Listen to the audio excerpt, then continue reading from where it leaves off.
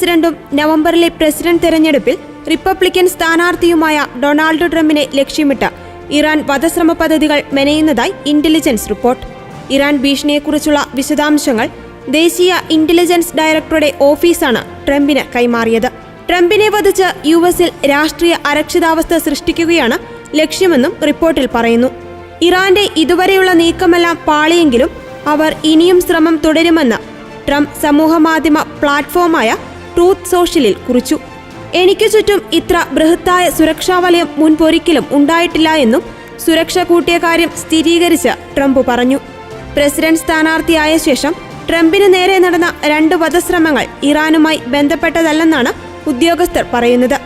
പക്ഷേ ഇറാന്റെ ഗൂഢപദ്ധതിയിൽ പങ്കാളിയെന്ന് കരുതുന്ന ഒരു പാകിസ്ഥാൻകാരനെ മാസങ്ങൾക്ക് മുൻപ് അറസ്റ്റ് ചെയ്തിരുന്നു. ഇതിനിടെ ഡെമോക്രാറ്റിക് പാർട്ടിയുടെ പ്രസിഡന്റ് സ്ഥാനാർത്ഥിയായ കമലാ ഹാരിസിന്റെ അരിസോനയിലെ ഓഫീസിനു നേരെ കഴിഞ്ഞയാഴ്ച നടന്ന വെടിവെപ്പിന്റെ വിവരങ്ങൾ പുറത്തുവന്നതും പരിഭ്രാന്തി പരത്തി.